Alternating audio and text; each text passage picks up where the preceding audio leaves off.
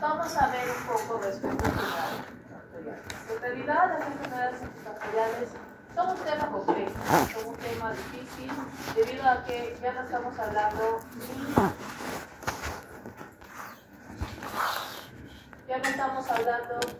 ni de factores enteramente genéticos ni de factores enteramente ambientales, sino una mezcla de todo. Lo que implica de que ya no vamos a poder utilizar las reglas de distribución mendeliana como tales, sino probabilidades y otros valores estadísticos, especialmente estadística descriptiva y en menor grado estadística inferencial. En ese sentido, vamos a tener que la combinación de ciertos factores o ciertos detalles ambientales y el hecho de que algunas poblaciones o familias comparten mutaciones y más que mutaciones, determinados alelos o polimorfismos de un gen van a llevar a que personas de la familia sean más propensas a desarrollar determinada enfermedad, más propensas, con mayor severidad, en un menor periodo de tiempo o una mayor agresividad, y son diferentes versiones de la misma. Por lo tanto, para poder estudiarlas, lo que vamos a hacer, tener que hacer básicamente, explicado de forma muy básica, es comparar los patrones y tendencias de estas familias infectadas con los patrones y tendencias de la enfermedad en un público, en una población que no necesariamente sea familiar. Lógicamente, si las comparaciones son, o los resultados son iguales para ambos casos, significaría de que en una familia, el hecho de que sean una familia y tengan un parentesco biológico no afecta en la aparición de la enfermedad, porque se está comportando igual de lo que se comportaría entre extraños de una población natural. Pero si ese no es el caso, y si realmente encontramos que en la familia o en el parentesco hay un cambio, hay una diferencia, por lo tanto, ya no estamos en ese punto equitativo donde son los factores ambientales, sino estamos entrando en una agregación genética, en un aspecto genético. Y en realidad, como ahora estamos hablando de conceptos más variados de una enfermedad, no vamos a fijarnos en la enfermedad como tal, más allá de características, que a su vez pueden ser cualitativas o cuantitativas, así como las variables cualitativas o cuantitativas en un estudio de función estadística, ¿no? ¿Podrías darme un ejemplo de una variable cualitativa? ¿Edad? Ya, ahora de una enfermedad. Su número de leucocitos. Ya, puede ser. No, cualitativa o cuantitativa. Cualitativa. Irritación, dolor de cabeza. Tipo de diabetes. Tipo de diabetes, porque es dicotómica o es categórica. ¿Ya? ¿Qué más? Dicotómica, ¿no? Y una cuantitativa. Ahora sí, leucocitos. Ahora sí, entre edad. Número, presión, glucosa, dolor siempre y cuando lo trabajemos. No, dolor es cualitativo. Un grado de Incluso quemadura si lo sería trabajamos como cualitativo. la escala de dolor, la Quemadura. escala es categórica ordinal. Sigue siendo cualitativa. Ok, entonces, en general vamos a entender lo que van a ser valores normales y valores críticos, es decir, valores que van a salir de una media poblacional para entrar no solamente en un rubro patológico, sino en un rubro fuera de la tendencia general de una determinada muestra de población. Y por lo tanto, la distribución probacional asociada a un factor genético también determinará su importancia. Entonces, solamente para recordar lo que es una distribución normal, la distribución normal es la forma más básica de estadística descriptiva, en donde nosotros vamos a tener lo que se conoce como una campana de Gauss. Ustedes ya escuchan estadística, ¿verdad?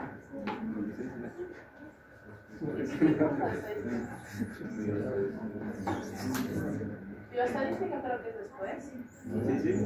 ¿Cuándo les toca bioestadística? Cuarto. No, ¿cuándo es? Voy a ver. Les vendo mi libro. ¿Qué tanto han navegado el mundo de la bioestadística para no hacer... Les vendo mi libro. A 20. Muchas ilusiones. No, ¿qué hablas? Estaba a 18. Software estadístico. No, pero entre software y soporte vital avanzado, soporte vital. ¿Qué? Vamos a avanzar entonces a poquitos. ¿No puedes coger los dos? No, ¿Seguro? No. ¿Dónde ves? Si yo quiero ver y me bajo mi parte de Pues te pesco. Y eso es. ¿Acaso te eliges los? Ah, yo también quiero de plástico. Aquí voy a elegir soporte de Italia. No voy a tener los Ah, te cagas. Y Manuel. ¿Y Manuel? ¿Y Manuel? No, y Mario. ¿Qué quieres saber? No está bueno, ¿no? Llevar todo, jalas una posibilidad y ¿Sab? No te puedes poner a la pero no tienes otra parte. hasta con qué tipo de Si te con cirugía, medicina, 2 taller de tesis, administración de los servicios de la salud. Oye, quiero hacer eso. Me llama la atención. Muy bien. vas a llevar. Igual si hay un curso de anatomía de legislación, yo estoy muy emocionado. No sé por Sí, qué. se lleva. ¿Hay legislación? ¿Tiene una legislación? Entonces, vamos a ir pedacito por pedacito. Lo que tenemos acá es una campana de Gauss, que es una distribución que se hace a través del promedio determinado de una población y la cantidad de eventos de esta población. Entonces, el promedio es un promedio aritmético estándar. Sumamos todos los valores, dividimos entre la cantidad de valores y obtenemos un valor punto medio, que es el punto medio, como su nombre, que comparte todos los valores de la población. Y todos aquellos valores que se alejan de ese punto medio, en mayor o menor medida van a tener lo que se conoce como una varianza o desviación estándar. Es por eso que cuando nosotros vemos acá la palabra que dice mean, que es el promedio, estamos al centro de nuestra curva. La mayoría de valores van a estar cerca del promedio, por eso el resultado como tal. Lo que va a hacer que la mayor cantidad de eventos que hemos contado en esta población se encuentren en este punto, por lo tanto sea el punto más alto del curva. Mientras que a medida de que estos valores se van alejando del promedio, vamos y acercándonos a una diferencia mayor de desviación estándar, van a empezar a bajar en cantidad, por eso es que estamos haciendo un valle, y van a empezar a alejarse del promedio, ya sea valores más pequeños, que va a ser para el lado izquierdo, ya sea valores más grandes, que va a ser para el lado derecho. Hasta que llegue un punto en el cual tengamos esta parte de la que es un punto crítico, que son valores muy alejados del promedio, que suelen ser valores críticos. En un análisis estadístico suelen ser los valores que escapan de la media, por ejemplo, cuando evaluamos diferencias entre promedios, diferencias entre varianzas, frecuencias, etc. En el caso médico suelen ser valores que ya van a ser considerados patológicos o no normales, y que por lo tanto a través de la distribución normal y la no normal, o la crítica, vamos a tener lo que nosotros conocemos como rangos saludables de estos parámetros, especialmente los parámetros cuantitativos. Por ejemplo, hoy en día, ¿cuál es el límite normal a máximo de un nivel de glucosa sérica? 120. Ah, no sé. Yo les pregunto, Ah, ¿qué no, es ¿qué lo hablo? que están diciendo ahora? No tengo ni idea. Uno a cuatro. Pregúntale al chat, que lo sabe. Sí, mira. 120, ¿verdad? 120. Son de glucosa. Sí, a 120 miligramos por ciento. Ay, me ha dolido el pelo. Ay, ¿quién ha ido recientemente al nutricionista, al Yo jamás de mi vida. endocrinólogo o algo similar? Ah, 70-99, dice. En mis tiempos, estamos hablando de hace 20 años, a nosotros nos enseñaban 114, el punto exacto. Hoy en día es prediabetes. Sí, Tengo prediabetes. el tope es 100 o 99, como lo quieran ver. Entonces, como pueden darse cuenta, no ha pasado una cosa de tiempo y es un valor que ha cambiado. ¿Por qué ha cambiado? Porque la distribución del nivel de glucosa en la población también ha cambiado. No el hecho de que sea menos ahora, sino de que es más irregular. Si lo comparamos con la aparición de personas con sobrepeso y diabetes, es mucho mayor que antaño. Por lo tanto, se considera el rango menor. Pero si nosotros lo comparamos, por ejemplo, si les doy fotos con una se van y se fastidian. No, perdón. Ahora sí. Si le hacemos una comparación, por ejemplo, con poblaciones ya definidas en general, es decir, partimos por un lado a jóvenes de su edad y a personas a partir de los 60 años, ¿esperaremos tener la misma media de glucosa? Consideraremos la media de 100, o sea, el valor máximo de 100, igual para ambos grupos etarios. Tal vez un poco más común en presión arterial. Es raro encontrar un joven con 130 de presión, es presión alta para una persona joven. Pero para una persona mayor es completamente normal, y los médicos se lo van a decir, porque van a ver características externas adicionales. Son dos grupos etarios diferentes, en circunstancias diferentes, en dos grupos de desarrollo diferentes. Por lo tanto, cada población va a tener que empezar a tener cambios. ¿Qué es lo que estamos observando aquí? A diferencia de una curva normal, tenemos que un promedio que va a ser un grupo etario de entre 25 y 30 años, y otro grupo que va a ser a partir de los 40 a 60 años, ha habido un movimiento en el promedio. Estamos pasando un promedio de 127 a un promedio de 134, por lo que las consideraciones de lo que es normal y no es normal van a variar. No solo eso, ya no tenemos una curva perfecta, vamos a tener una ligera asimetría, donde la mayoría de los valores se van a encontrar en valores más altos. ¿Sí? ¿Para qué estamos queriendo observar esto? Tradujamos esto a nuestra herencia general. Imagínense que esto son dos grupos. Un grupo de personas no emparentadas a las cuales se les ha evaluado la presión arterial, y luego un grupo de personas emparentadas a las cuales se les ha evaluado la presión arterial. ¿A qué conclusión llegarían con las justaposiciones en dos imágenes?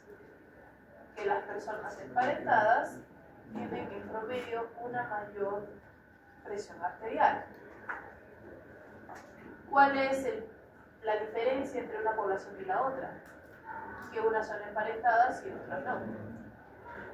El estudio multifactorial se basa en este tipo de diferencias estadísticas. No tenemos una ciencia absoluta ni cierta, pero nos basamos más que nada en los efectos que producen estos polimorfismos en la población. Aquí es donde entramos a conceptos de agregación familiar y correlación. Significa de que nuestras características heredadas desde los padres van a estar muy relacionadas al próximo ver.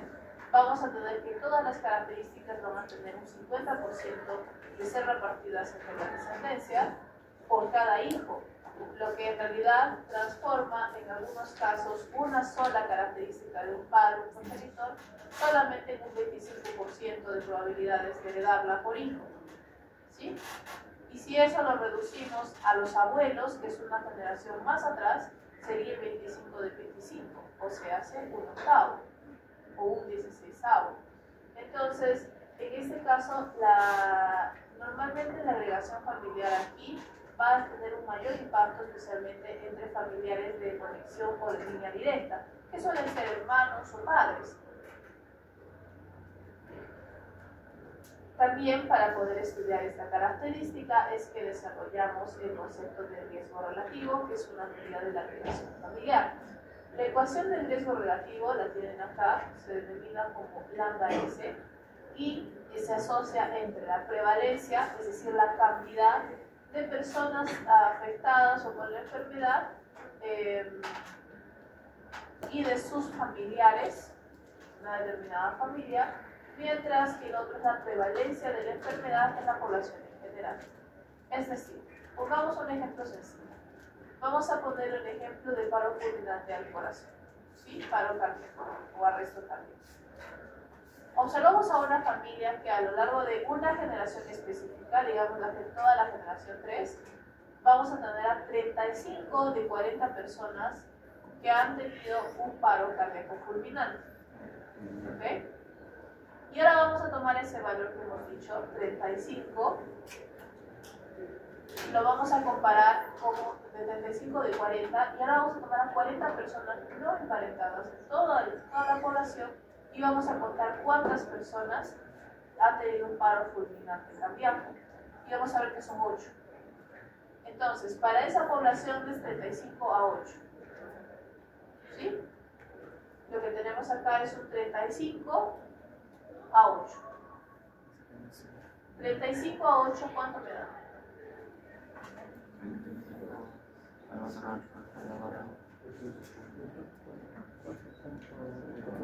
6 por 8, 48. No, perdón, menos. 4.3. Menos, ¿no? Más o menos por ahí, 4 con algo. Ya, 4 con algo. 4.7. 4.3.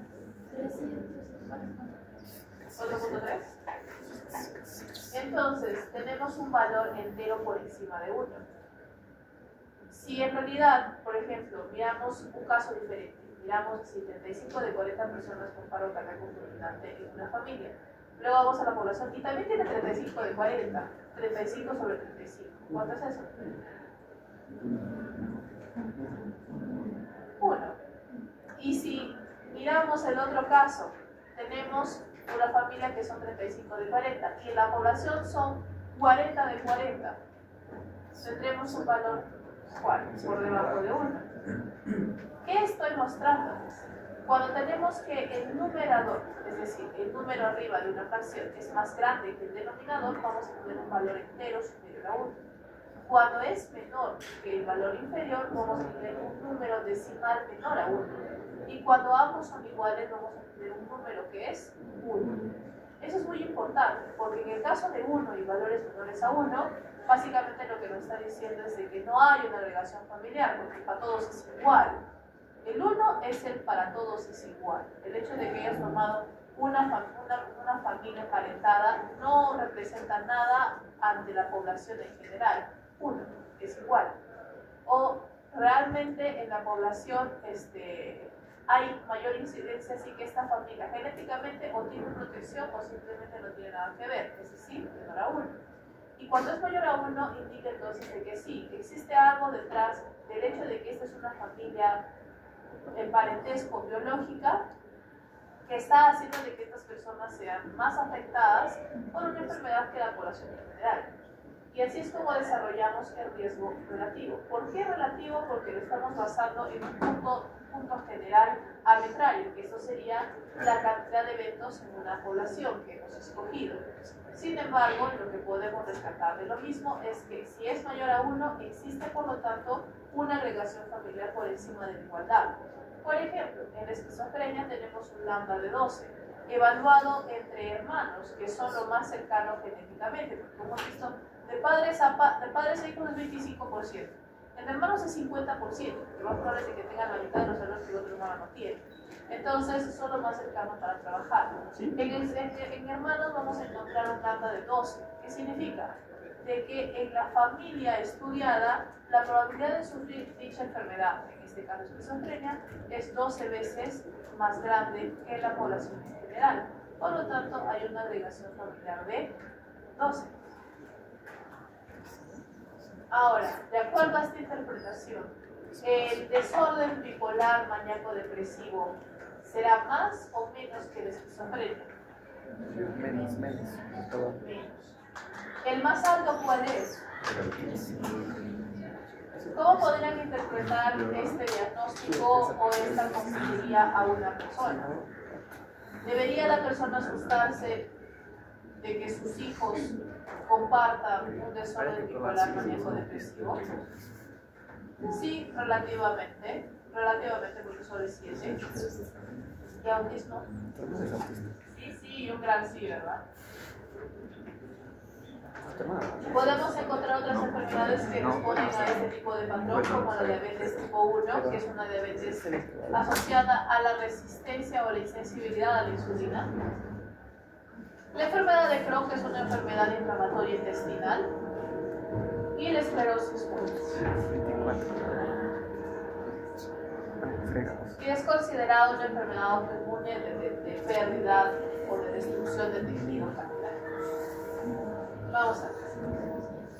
Entonces, ¿Cómo es que nosotros podemos trabajar esto? En realidad existen diferentes estrategias, todas basadas en la cercanía o lejanía de una determinada característica en una familia. Como hace mencionado hace un ratito, los hermanos son lo más cercano genéticamente hablando que se pueden tener. Si ustedes han visto una serie asociada, por ejemplo, el clásico drama de la donación de órganos. Hay 10 series con ese clásico drama de la donación de órganos.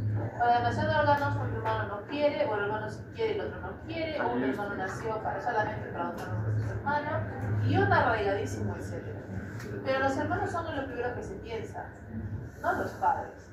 ¿Qué hemos dicho? Padres 25%, hermanos 50%. No solo eso, esta capacidad de comparación de alelos sube a un 75% y a un 100% en la característica más pura de los hermanos compartidos, de hermanos con genética compartida, que son los gemelos bivitelinos, 75%, y los gemelos univitelinos, 100%, porque van a tener las mismas características genéticas. Entonces son lo más cercano directamente que se puede tener. Ese es un tipo de aproximación y un estudio de las enfermedades multifactoriales a través de hermanos. Otro caso serían los casos control, que nos escogemos para toda la población un familiar específico y observamos sus características de evolución de la enfermedad en comparación a su descendencia directa. Normalmente se trabaja entre hermanos o de padres a hijos. ¿Cómo se aproxima o cómo se define la pregunta estadística? Si una señora o una mamá tiene cáncer de mama, su hija también lo va a tener. Y empiezo en una población a ver a todas las mamás con todas las hijas y empiezo a contar cuántas de esas parejas tienen la enfermedad de mi hija y cuántas no, generando una correlación. ¿Sí? Normalmente también lo que se puede hacer con los familiares caso control es el hecho de que comparamos a una familia determinada o familia extendida y tomamos a propósito de la misma generación a personas que van a tener una lejanía genética mayor. Por ejemplo, primero trabajamos con los niños para ver si tienen igual este problema de diabetes de una de las familias, son hermanos, y ahora vamos a tomar a los primos primeros y los primos segundos, que van a ser técnicamente más alejados de la familia. Y si son hermanos políticos, es decir, del lado de un cónyuge por el estilo o una cuñada, mucho más lejanos genéticamente.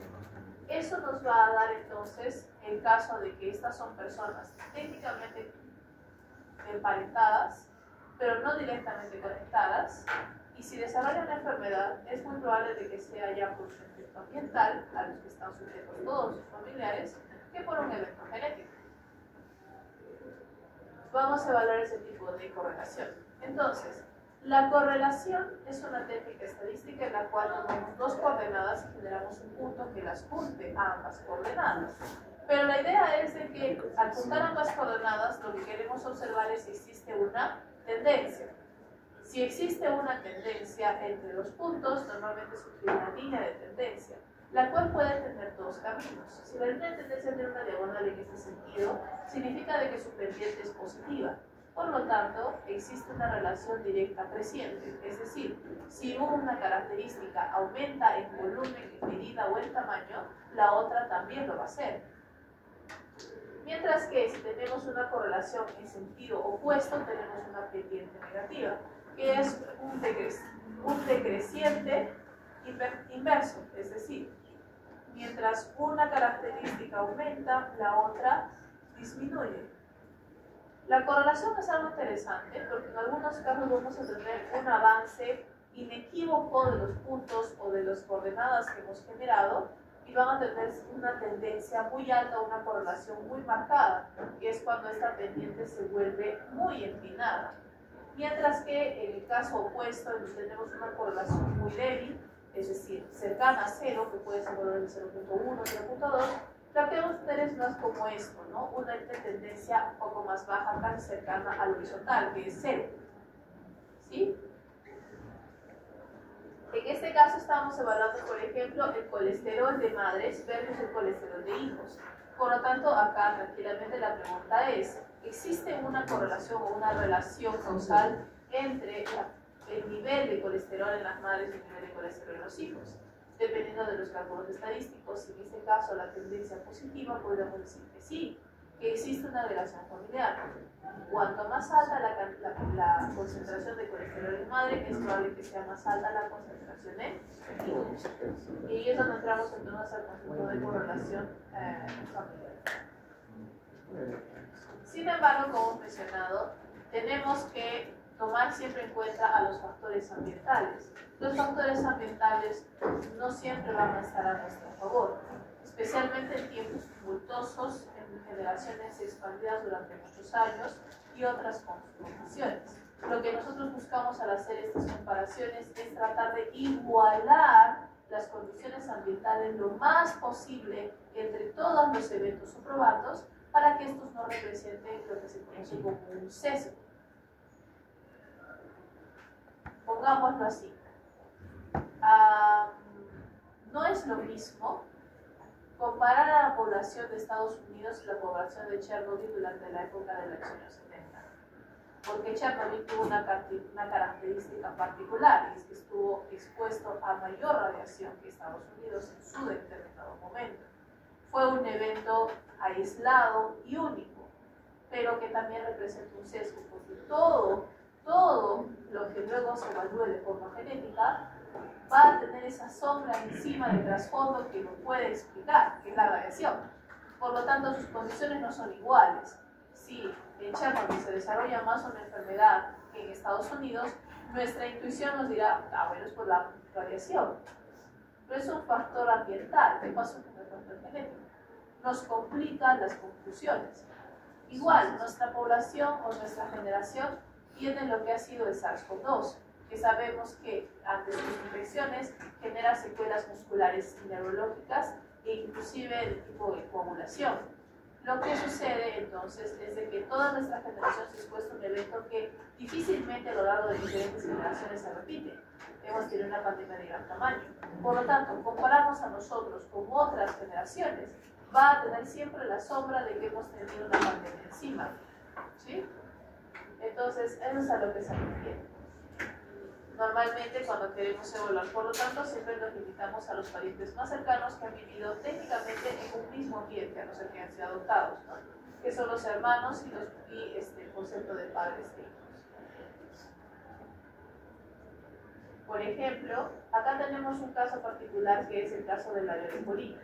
Como pueden observar, tenemos el porcentaje de riesgo desarrollado para la lepolina en función de dos características principales: el número de padres afectados y el número de familiares afectados, en donde los familiares son un punto de caso control, es decir, nuestros casos, nuestros niños afectados, y el control van a ser familiares cercanos y no cercanos, en donde vamos a observar que el aumento del riesgo para desarrollar paladar hundido va a incrementarse con mucha facilidad dentro de familias de correlación directa, mientras que va a permanecer casi inamovible cuando estamos comparando con familiares más lejanos.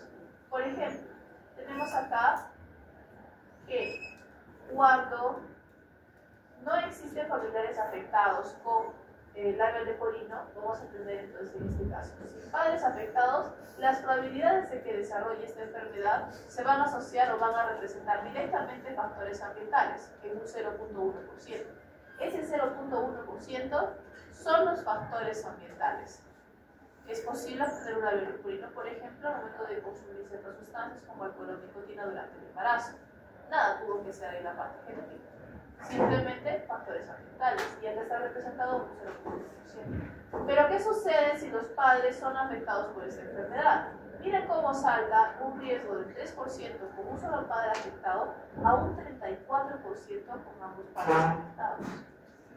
Sorprendentemente, este 34 se mantiene y se mantendrá no muy variado. Cuando tenemos a uno de los hermanos que está afectado, a pesar de que los padres no lo están, el riesgo se triplica en el caso de los factores ambientales. A pesar de eso, los factores ambientales van a ser generalmente bajos, pero cuando tenemos un padre afectado, los valores alcanzan el promedio de 15, y cuando tenemos ambos padres afectados, se van a alcanzar un promedio de 43, en donde 40, 45, 43, 44 no varía mucho. Es decir, ya la diferencia entre un hermano y un relativo de segundo y un pariente de segundo grado o tercer grado no va a tener un mayor impacto que lo tendría, por ejemplo, dos hermanos afectados. Es por eso que mientras más cercana la desconexión con los otros familiares afectados, mayor es el peso y la probabilidad de la carga genética de enfermedades factoriales. Es por eso también de que los médicos ya se conozcan los pormenores de este caso o hayan escuchado por otros especialistas que se haya generado una intuición lógica al respecto. Cuando les preguntan, por ejemplo, si ustedes tienen parientes con cáncer de mama, la primera pregunta es a las madres, luego a las abuelas. Pero no preguntan por sus abuelas primero. Lo más cercano que ustedes tienen sería por una directa a los padres. Y es por eso que por ahí se entra la discusión de tendencia genética. Como hemos mencionado, entre las limitaciones tenemos a los sesgos, normalmente los sesgos ambientales. Tenemos también las diferencias epigenéticas, que no he mencionado para nada, pero nosotros ya sabemos de que existen perfiles epigenéticos diferentes entre cada persona. Eso significa de que no todas las personas van a tener la misma expresión de genes a pesar de que tengan los mismos genes, y es un poco más difícil de contabilizar por estas aproximaciones estadísticas, porque ya los perfiles genéticos se vuelven una variable muy diferente. Y finalmente otras limitaciones como diferentes condiciones de exposición ambiental, especialmente eventos particulares, o ningún estudio de gemelos que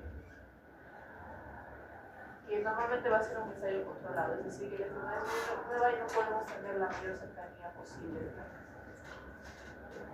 Algunas enfermedades evaluadas de esta manera son algunas patologías cardíacas congénitas, en donde observamos, por ejemplo, que la incidencia en la población para ciertos defectos como el defecto central ventricular o en este caso la estenosis aórtica o el defecto central atrial van a tener valores de incidencia por porcentaje en la población bastante bajos. Es decir, solo con factores ambientales casi no va a suceder nada. Pero la historia cambia cuando vemos o observamos una frecuencia en hermanos, es decir, cuando observamos a familias afectadas nos damos cuenta de que los hermanos de estas personas afectadas también tienen una alta probabilidad de desarrollar la misma enfermedad. Estamos hablando de 4, 3 o 2%. Y finalmente esto se traduce a un lambda S, que ya lo conocen, de valores relativamente buenos, ¿no? 25, 38, 48, 59%. Ese es un clásico ejemplo de una enfermedad mayoritariamente regida por factores genéticos y no ambientales, porque en ambientales la probabilidad se va al piso, sí, es muy baja. ¿Hasta aquí alguna pregunta? ¿No? Ya, ahora sí el break, antes de que se muera.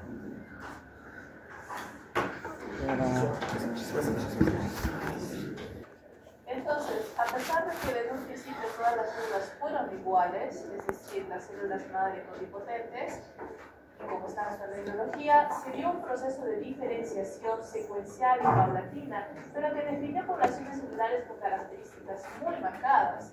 Es más, algunas de esas poblaciones incluso pasaron por un proceso conocido como el secuestramiento de la división celular, que como su nombre lo indica, son células que a través de mecanismos bioquímicos y genéticos se les impide reproducirse y se les enfoca directamente en funciones diferentes, normalmente funciones metabólicas. ¿Qué ejemplo de una célula que no se reproduce nunca les viene a la mente de forma rápida? Las neuronas.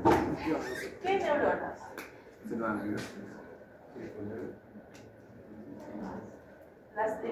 Hubo un estudio reciente en el que se descubrió que las neuronas de las zonas sensoriales como los ojos o la nariz eran capaces de regenerarse y reproducirse, pero las del cerebro no en la misma medida. Y a diferencia de las neuronas, que en realidad son una pobre parte del sistema de tejido nervioso, tenemos la microglía, y esa sí es muy capaz de dividirse, que se encarga del sostén de las neuronas, ¿no? Muy bien, también podemos encontrar a otras como en menor medida los neumocitos. ¿Dónde encontramos neumocitos? En los pulmones. ¿Qué sucede cuando perdemos neumocitos? ¿Generamos más neumocitos? No, corremos un alto riesgo de generar fibroblastos, que son células que generan la matriz extracelular. Y normalmente van a tener una apariencia particular y falta de funciones específicas de los neumocitos. lo que se conoce como una fibrosis del tejido pulmonar y por lo tanto una zona no funcional. ¿Qué otras células podemos encontrar así? Las islotes de Langerhans. ¿Son células regenerables? No, cuando se pierden, se perdieron, específicamente la estructura total. Las nefronas. Técnicamente hablando, las nefronas son células epiteliales. Las recuperamos como estructura. Pregunta interesante. ¿Podemos regenerar nefronas? No. Una vez de que perdemos una nefrona, la perdemos. Es por eso que la insuficiencia renal es un problema no de si aparece, sino cuándo aparece. Es decir, si una persona nunca lastima sus riñones, siempre come con poca sal, bastante agua, nada de gaseosa, etc., llega a los 65 años de edad, igual habrá tenido una pérdida de nefronas naturalmente por su actividad. Y si a eso le agregamos lo demás, peor todavía. Significa de que eso también es no recuperable. Y las células cancerígenas voltean este concepto de cabeza. ¿Salud? Es decir, son células que se escapan a su secuestramiento de división celular. Y no solo eso, su división celular será constante, rápida, transformativa, hasta que llega un punto en el que nada detenga a estas células en su avance y su crecimiento. ¿Cómo podríamos ponerlo? Las células madre también se dividen en gran medida, pero hasta ellas están controladas. Las cancerígenas no, son el gemelo malvado, son capaces de muchas cosas, incluyendo la división celular, pero no generan una especialización como tal, no generan un tejido como tal, no tienen una funcionalidad de tejido tal tampoco, simplemente están ahí. Por eso es que se conoce como una neoplasia, un nuevo crecimiento, un crecimiento externo. Como este crecimiento no es sostenido bajo ningún tejido u órgano, se genera un tumor. Y estos tumores pueden alojarse en cualquier tejido del cuerpo. Significa de que cualquier célula es susceptible a generar cáncer. Y por lo tanto de ahí surgen todos los cánceres que conocemos, que pueden dividirse, por ejemplo, de categorías, ¿no?, en sarcomas, que son asociados a los tejidos mesenquimatosos, carcinomas, que son asociados a los tejidos epiteliales, o linfomas, que son asociados a los tejidos hematopoyéticos y linfoides. No se salva nadie. Bioma. Entonces, en este caso también podemos calificarlo por severidad. Hay algunos tumores que son altamente severos y tienen una baja tasa de no remisión. ¿Qué es la no remisión? Es que el cáncer no retorna. Entonces, una alegoría directa de una neoplasia o cáncer, los voy a separar a los tres chiflados. No me entienden. Ya. Entonces, una remisión o regresión es aquella etapa en la que el tratamiento, que va muy bien, retorna o se regresiona, es decir, que regresa el cáncer. Entonces, el cáncer es, cinemáticamente hablando, como una invasión zombie. Son células que ya no son células normales, que nada las mata, que siguen adelante, que se pueden tranquilamente comer otras células, etc. ¿Y cómo nos deshacemos de los zombies en una apocalipsis zombie? Los destruimos. ¿Qué pasa si no los destruimos a todos? Otra vez empiezan a salir. Tenemos que matarlos a todos. Como buena película cinemática, para llegar a matarlos a todos, muchos héroes suelen morir en el camino. ¿Sí? Hay una gran diferencia respecto a la energía. ¿Qué sucede? La expansión clonal de los linfocitos T se basa en la activación. Y estos sí se dividen en gran cantidad, pero todos en una sola zona, especialmente en el timo o en los órganos secundarios.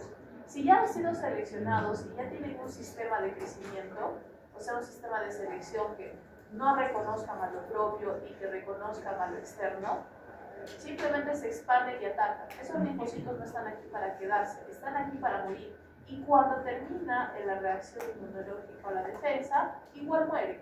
No se quedan dentro del cuerpo. Si igual mueren. O sea, ellos tienen ya una programación apoptótica determinada. A diferencia de ellos, las células cancerígenas simplemente se expanden con su parte.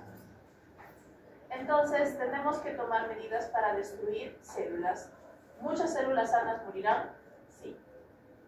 Pero con fe, morirán también las células cancerígenas. De esta manera le damos la oportunidad al cuerpo de regenerar células normales y eliminar células cancerígenas. Y es aquí la gran dificultad del tratamiento como tal del cáncer, porque nosotros a ciencia cierta no tenemos ninguna técnica de diagnóstico que nos asegure que hasta la última célula cancerígena se ha ido. Es decir, existen limitaciones. Entonces, ¿qué vamos a mirar en un microscopio? Vamos a contar célula por célula cuál sigue siendo cancerígena. Contamos de que el sistema ya ha sido lo suficientemente abrasivo para que acabe con todas. Es por eso que algunos cánceres tienen remisión. Significa de que no acabamos con todas y que vuelve a surgir el cáncer, puede en algún otro lugar o en el mismo lugar. Y es lo menos favorable para un paciente, porque la quimioterapia y la radioterapia son las técnicas de tratamiento más comunes, ¿sí? De hecho, las únicas infalibles. Y las otras técnicas de tratamiento que suelen englobar, por ejemplo, medicamentos que inducen la apoptosis, anticuerpos monoclonales, la terapia génica con vectores o con virus, que también hay actualmente, ayudan a volver a las células cancerígenas débiles, pero no las matan del todo. Seguimos necesitando radioquimia. ¿Okay? Seguimos necesitando radioquimia. De hecho, podemos hacer un punto de comparación entre la radioterapia y la quimioterapia de hace 50 años con ahora. Hace 50 años el sistema era pobremente dirigido. Imagínense que queremos luchar una guerra entre países con 50 bombas nucleares.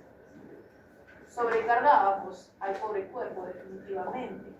Hoy en día es mucho más dirigido, la tecnología ha avanzado y se puede atacar a los tumores con menor pérdida celular normal, aunque la pérdida siempre está presente, ¿no?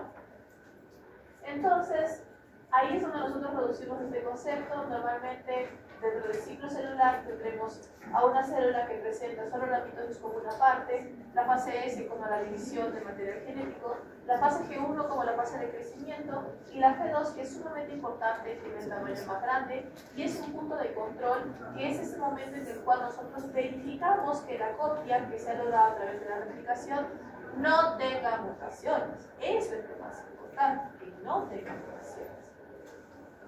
Por lo tanto, dentro de los aspectos genéticos, vamos a entender que actualmente existen varias mutaciones asociadas a cáncer y son mutaciones que están en constante clasificación y reclasificación.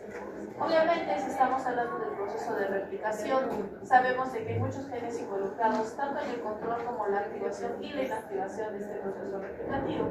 Por lo tanto, las mutaciones estarán asociadas a estas. Pero si nosotros perdemos el control de la replicación, se genera un efecto bola de nieve o un efecto cadena que hace que cada vez aumenten las aberraciones. Imagínenselo de esta manera: tienen un carro en la carretera y pierden los frenos o pierden el control. El carro disminuirá o aumentará su velocidad. Aumentará su velocidad hasta que sea completamente descontrolado, ¿verdad? En el cáncer vamos a ver lo mismo. Puede que el cáncer aparezca con la mutación de ciertas mutaciones puntuales que empiezan a generar los cambios evolucionarios para que las células se dividan. Pero es esa división descontrolada la que hace que se acumulen más y más mutaciones hasta llegar a un punto de no retorno. Es decir, el propio cáncer empeora su presencia. ¿Ok? Muy bien, nos vamos a quedar hasta aquí. Nos vemos en la siguiente. Saludos por el canal Chise. Puntos.